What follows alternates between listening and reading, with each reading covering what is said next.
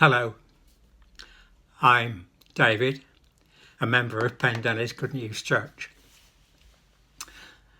I'm always surprised at how words that we use in everyday language, conversations we have with other people, often stick with me and come back to me if I'm in prayer or if I'm preparing to say something like this. I was listening to two friends and one challenged the other over the honesty of what he just said. His answer was, no, it's right. Honest to God. That stuck with me. Honest to God. And it made me think, are we honest to God? Are we honest with God? Or do we carry a mask in front of us or try and present a facade to him so he only sees our good points? A bit silly, really. God knows our hearts. He knows what's in our heads. He knows our words even before we say them.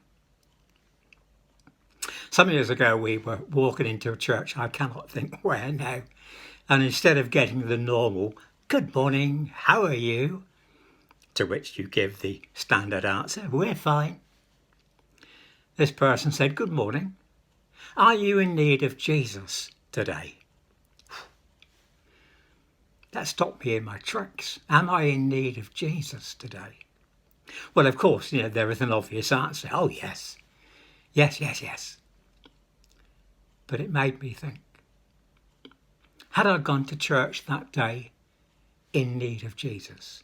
Had I gone expecting to hear from him, to see him, to sense his presence? Did I need him?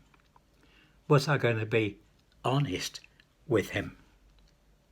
The Bible tells us in John 4, a time is coming and has now come where the true worshippers will worship the Father in spirit and in truth.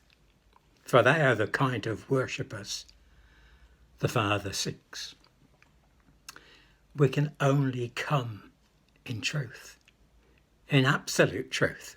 It's pointless trying to wear a mask, pointless trying to carry this facade with us. After I've gone, just go and grab a Bible and turn to Psalm 55.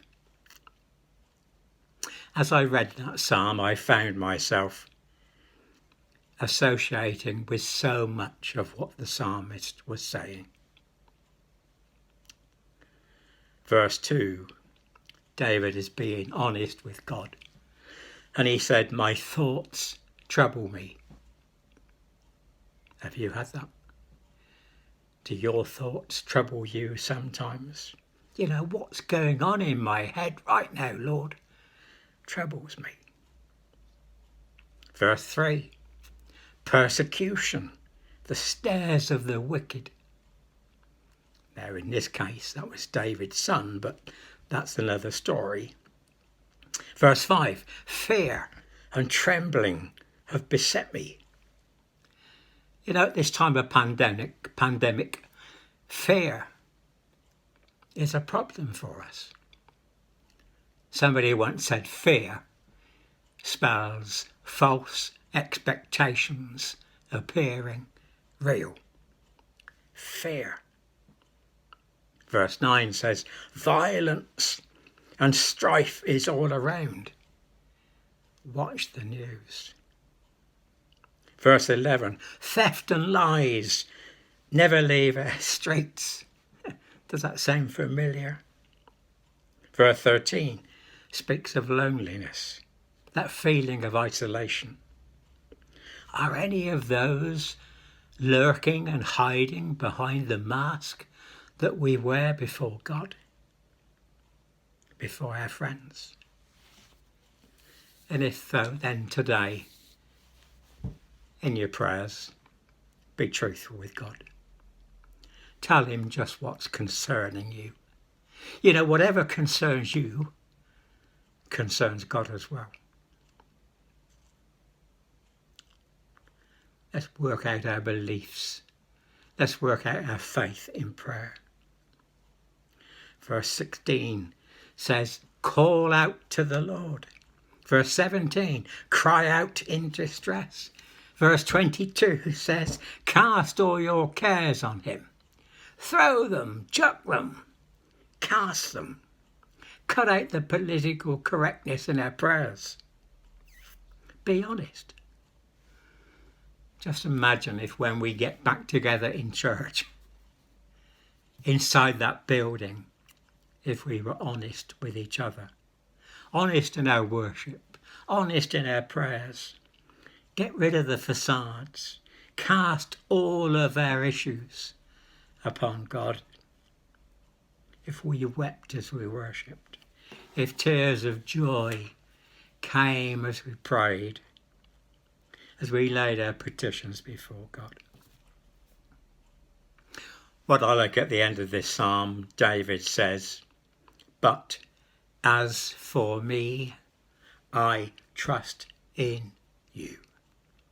As for me, I trust in you. All those issues David poured out before God, they're the issues that we need to bring in our worship, in our prayers. Just remember, Jesus is our advocate, taking our issues and our concerns to the Father 24/7. All our issues are not reasons to stay away from God, but they're reasons that we need Jesus more and more each day. Remember the old hymn, all your anxieties, all of your cares, take to the mercy seat today and leave them there. Let's do it today.